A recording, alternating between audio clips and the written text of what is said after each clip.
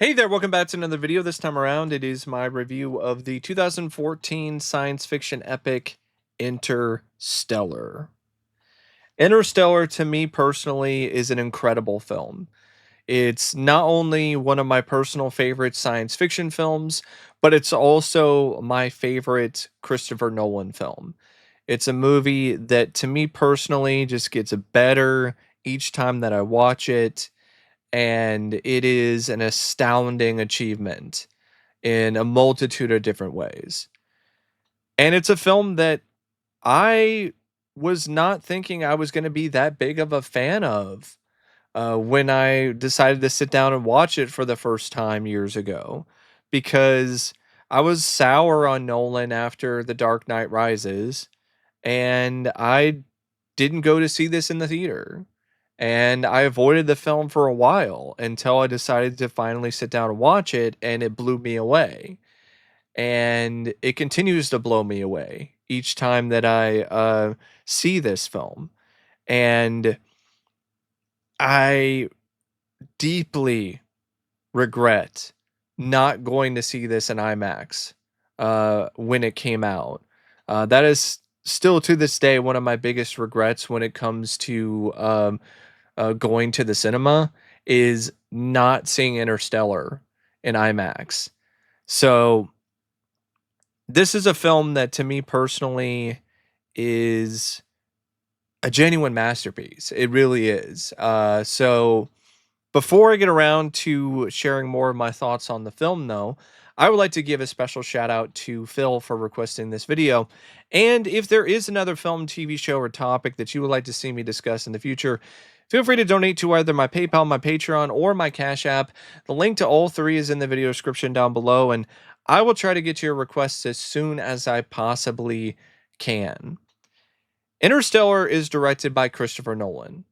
And this is Nolan at his peak and at his best, just creating a work of cinematic art that is astonishing and will make your jaw drop. This is a film that visually is full of vivid and just incredible visuals. The direction is dynamic, strong, and really special in a multitude of different ways. It's a film that features some really inspired, really well done usage of various different camera techniques, pans, zooms, close ups, and everything that is in a filmmaker's toolbox and then some. It's a movie that has so many scenes in it that feature some genuine nail biting tension. And a big part of why they are so effective in that regard is because of how Nolan shoots those sequences, like the docking scene or the sequence on the water planet. And there's just a lot about this film, directing wise, that to me personally really shines and is just so amazing and so awesome.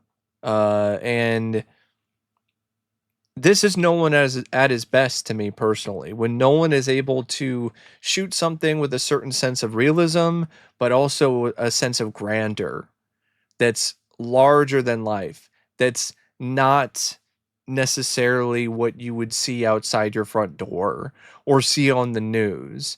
I think Nolan is at his best when he is going outside of his comfort zone and doing something that isn't necessarily based on our reality. That's something that is inspired by it, definitely has elements of it, but is more of a work of science fiction or some kind of otherworldly thing, and something beyond our universe or beyond our grasp or beyond what we normally experience or we normally see. And that is why Interstellar to me is my favorite Nolan film, because it takes the things that make Nolan such a special filmmaker, and it amplifies them in a way that really enables him to create some visuals that are just spectacular. They're stunning. It's a stunning film. Yeah, I can't say enough praises for Nolan when it comes to his direction for Interstellar. It's a unique film in that regard, in terms of the task and the challenge that Nolan had, and he pulled it off in brilliant fashion. Now, the film is written by Jonathan Nolan and Christopher Nolan, with some assistance and influence by theoretical physicist Kip Thorne. And this is a screenplay, in my opinion, that is, for the most part, stupendous. I think this is a great script. And I know there's some people who feel otherwise, teach their own. I think this script, for the most part, is great. The only issue I have with it is that it takes a little bit too long to get off the launch pad. Like, the first 30 to 45 minutes of the story are a bit too dry and take a little bit too long to get going. But other than that, I really don't have any issues with this script. At least not to the same extent as other people do. I think this is a very fascinating, a very compelling, a very enthralling, and a very emotionally resonant story that, to me personally, is really a great example of how you can take a simple message of love being quantifiable and turn it into such a massive epic of a story. Interstellar is a story that transcends time and space. It goes through multiple different timelines and generations of people. And at its core, it's a survival story. It's a story about mankind being on the ropes, near its demise, and this last mission to try to save it. I really like how Interstellar starts out on a smaller scale.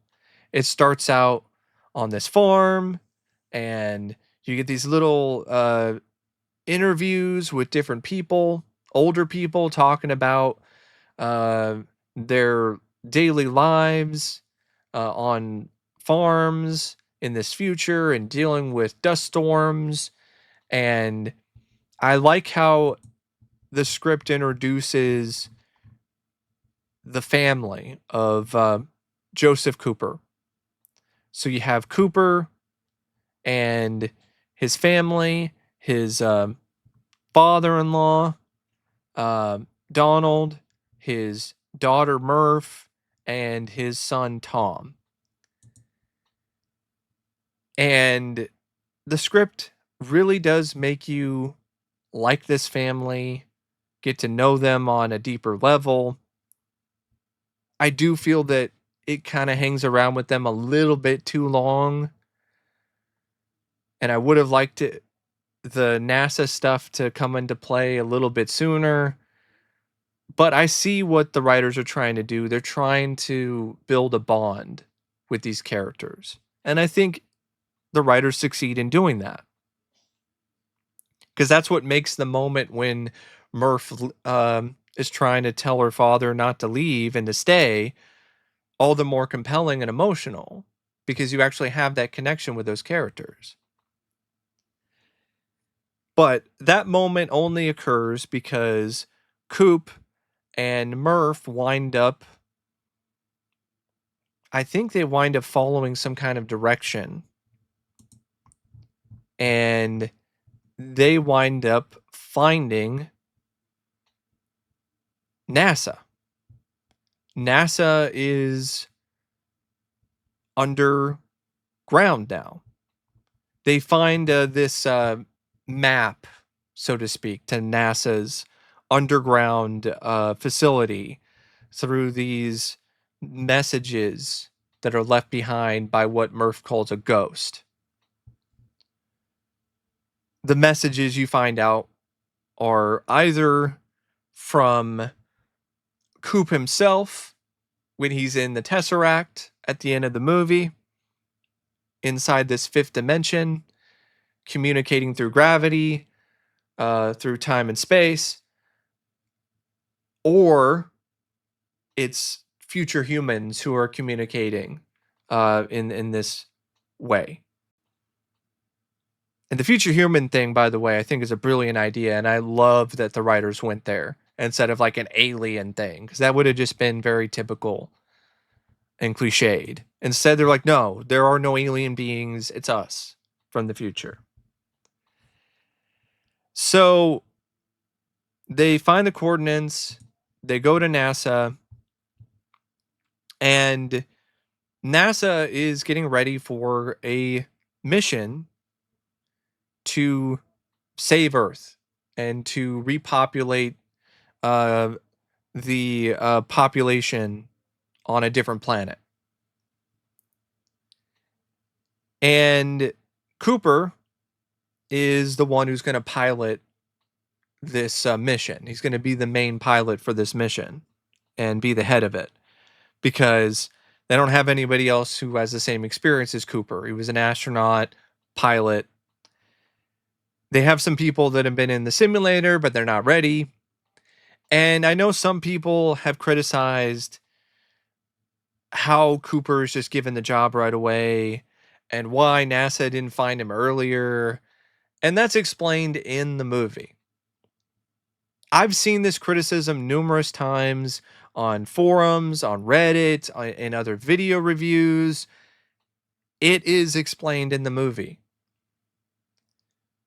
Because the head of the NASA mission, the doctor, Dr. Brand, who knows Cooper, he told Cooper that they thought he was dead. So that explains it. They thought he was dead. So that's why they never contacted him before, because they just thought that he was dead. Why would you contact somebody that you think is dead? Oh, but how, what they didn't double check? This is in a future where resources are scarce and money is scarce, and they can't, that maybe there is no database to even utilize to be able to look him up to begin with. So I don't have a problem with it, especially since it's already explained in the script. So Cooper is now the pilot of this mission, and this mission has these other astronauts, Dr. Amelia Brand, who is Professor Brand's daughter, this other guy, Doyle,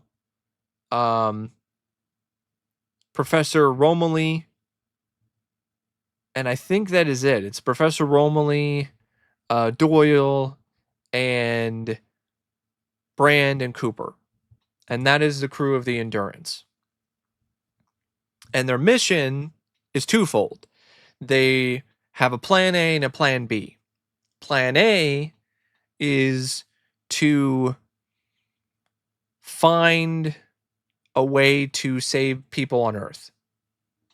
And in order to do that, they have to find somewhere to take humanity, what's left of humanity, and enable them to be able to thrive and live and sustain themselves on this station that's being built underground at NASA.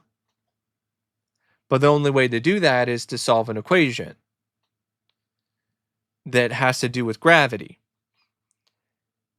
Well, this equation is something that Dr. Brand is saying that he's working on, and he's going to be continuing to work on while Cooper and the crew of the Endurance go on their mission.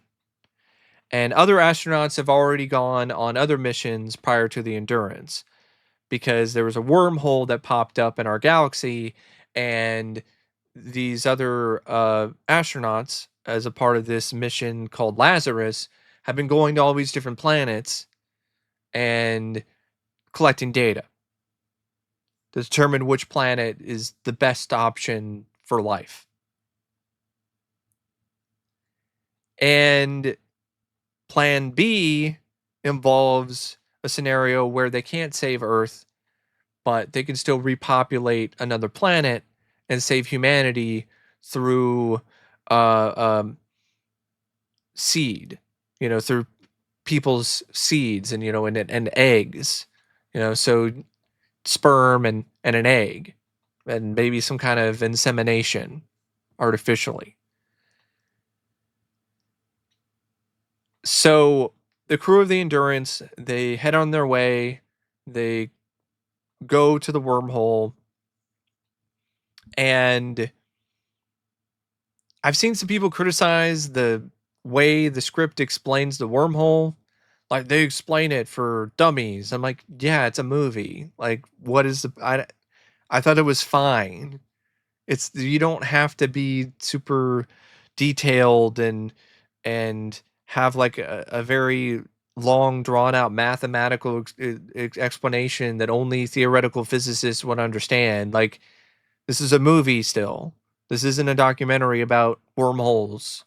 So I don't really have a problem with the way that it had these astronauts explain the wormhole. Other people do. Fine. Never bothered me.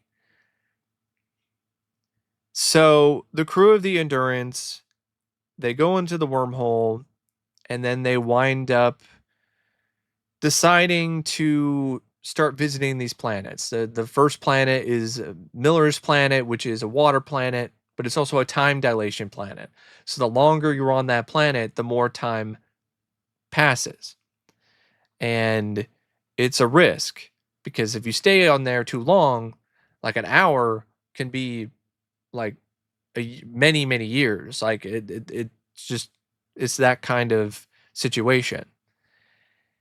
And of course, something goes awry. One of the astronauts, he winds up getting killed. I believe it's it's Doyle. He dies. And I know people have expressed issues with the astronauts and how they're paper thin, and I don't mind it, because this is already a film that's like nearly 3 hours, and it's a story that spans like multiple different decades. I'm all right if it just decides to streamline some stuff, and instead of giving you a lot of character depth for Doyle and for Romilly, instead it focuses more on two astronauts in particular, in Brand and Coop. And it really emphasizes their characters and their depth and their story more, as well as the story between Cooper and his daughter Merv. And I think that is more of a effective focus, in my opinion, because you're able to like zero in on those two things and then focus more on those when it comes to the characterization. So the writers are not trying to do too much. It's already a script that's massive in its size and scope. So limiting yourself in some ways, I think, actually is to the benefit of a story like this. So on this planet, they screw up. They wind up stuck there because they miscalculated something. Because initially, Cooper's plan was just land there real quick, get the recorder, and get out. But something went wrong. They got stuck there. Brand tried to get the recorder, but got stuck herself. Then Tars, the robot, had to save her. Which, speaking of Tars, I love that character. The writers do a really good job making Tars into a legitimate character, despite him being a machine. Especially when it comes to the bond that forms between him and Cooper. throughout the story. They eventually get off Miller's planet, the ocean planet, but by the time they get back, 23 years have passed. Romilly's been up for like 23 years, where he's slept a little bit, but he at that he for the longest time gave up, and understandably so. But Brand and Cooper return to the Endurance to see a much older Romilly, and then because of all the time that was lost, they now have to come up with a different plan. They can't just visit all three of these planets and take their time. So now they have to choose. And that leads to a speech from Brand about her particular chosen planet, which is a planet that her lover went to, and she talks about how love can be quantifiable, and really is talking about a lot of pseudoscience about how maybe love is the answer. Love is what's going to lead us to the right planet. And a lot of people roll their eyes and hate that scene. I didn't mind it. I really didn't mind it at all. I never had a problem with it because Nolan has even expressed that that is really the message of Interstellar. It's all about how love is quantifiable and love can transcend time and space. And the love that people have for one another is what will ultimately save us. Like, that is really what the message of Interstellar is. So I don't really have a problem with that speech. So they go to Dr. Man's planet, they wake him up, and everything seems okay, but Dr. Man is crazy. He's completely lost it. While he's supposedly trying to help Cooper set up a camp or something where they can send supplies or of data or whatever, he winds up attacking Cooper. There's this very tense, very back and forth scene between the two, and there's just a lot of really tense, really great suspenseful sequences throughout this entire story. The water planet, those aren't mountains, those are waves. And then the whole bit with Cooper and Man fighting each other and trying to fight for survival. Because Man, he's just all about saving himself. And yes, I know Man is on the nose, but I don't have a problem with it. It's fine. But Cooper manages to survive despite him almost running completely out of oxygen or dying on Man's planet because Man cracked his faceplate, took out his communicator, but he gets his communicator back, talks to Brand. She comes in with the Ranger and saves him. But Dr. Man goes off in his own Ranger, and now he's trying to steal the Endurance. And what happens next after that is a sequence that's so nail biting in terms of its suspense that you could legitimately bite your nails clean off. Uh, just I love that entire sequence and how it unfolds, just the suspense of it all, the intensity of it all, and the stakes are still very, very high at this point. And that also leads to that incredible sequence with the docking scene when Man winds up making the mistake of trying to open the airlock and then blows up part of the Endurance. Now the Endurance is spinning out of control, and then Cooper decides with the help of TARS to spin and fly and line up with the Endurance and dock. And it's such a wild scene. I love how a lot of people point out the unrealistic moments in this movie and then kind of gloss over that. It's like, oh, they have a problem with the Tesseract thing and love transcending time and space and the stuff dealing with time in the finale, and have a problem with Cooper surviving, but they're okay with that. That's fine. They can suspend their disbelief for that. they can suspend their disbelief for a lot of these other moments, but not for the stuff with the Tesseract. I just I don't get it, because that is every bit as unrealistic. But as great as moments are like that in this film, moments that are, in my opinion, even more resonant and even more of a revelation are the moments that are able to tap into your emotions, like the slower, more somber moments, like the scene when Cooper watches the videos that were sent to him by his family when he was stuck on that water planet for 23 years, and he's tearing up and he's crying. Or the the entire ending, really, the entire finale of it. The scenes in the Tesseract, the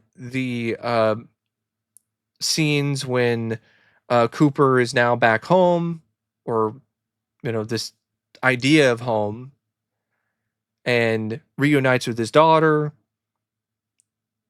Those are the moments in the story and in the script that are truly spectacular and truly special.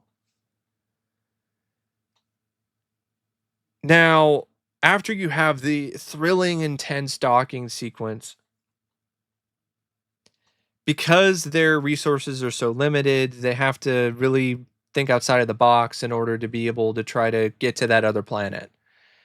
And the initial plan is to set it up where the two of them will make it to the other planet, and they'll send TARS into this black hole to get the data and send it across time, so then they can interpret that back on Earth, because that's the only way to be able to solve this equation, or to be able to find a way to get people on Earth through the wormhole and into this place which is safer for mankind.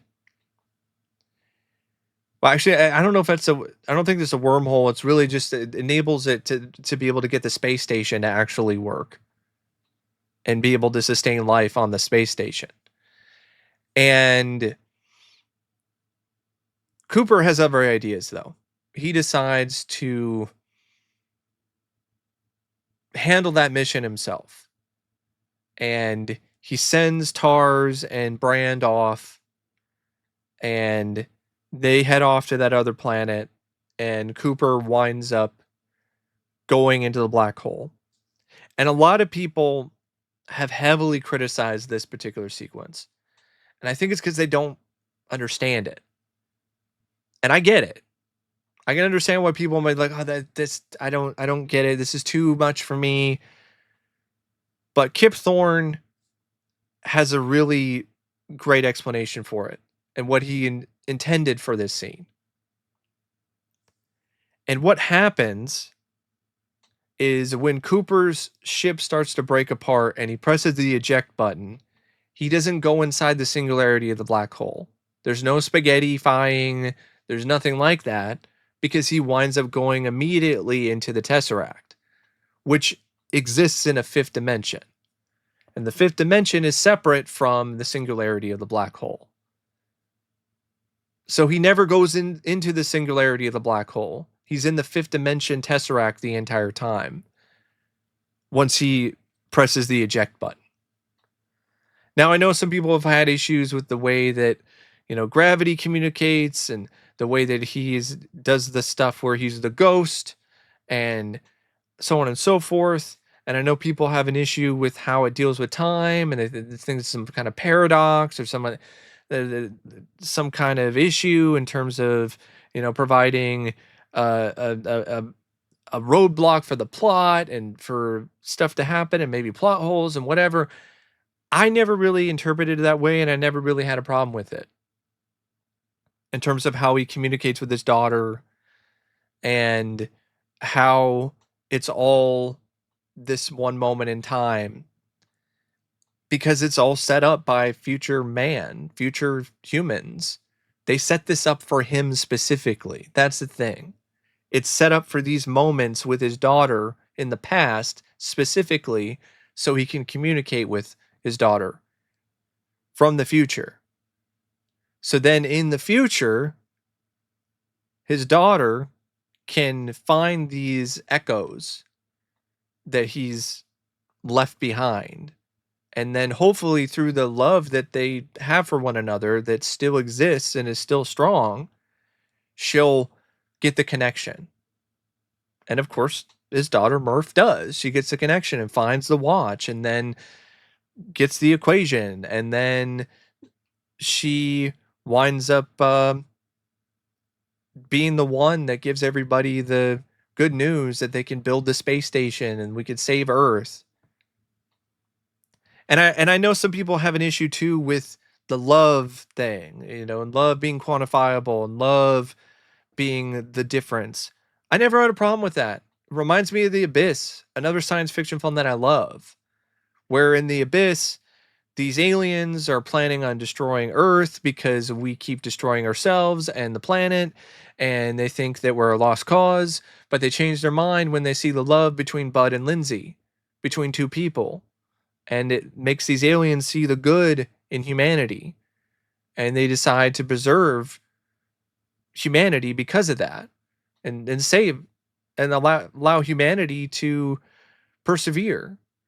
And humanity saves itself through its love for other people. And that's what happens in Interstellar. It's a lot like The Abyss, which I think is great. I like that message. And that Cooper's love for his daughter and her love for him is what ultimately saves us because it really emphasizes the good of humanity. And it's not like the script doesn't emphasize the bad parts of humanity either. It emphasizes that plenty. You got Dr. Mann and his self perseverance. You have Dr. Brand and his big lie. You have Tom and his stubbornness in terms of refusing to allow his wife and his kids to be taken underground to NASA with his sister, away from the dust and away from all these health problems because of his stubbornness and his refusal to give up and to leave his home and to listen to his sister. So it does show the darker sides of humanity. It shows the worst aspects of it, but it shows that we rise above that. Then Cooper gets out of the Tesseract, and now he's in this hospital on the space station, which is now where everybody is living on. And he finds out that his daughter is out of cryostasis. Cooper gets to see his daughter. She's all old and gray.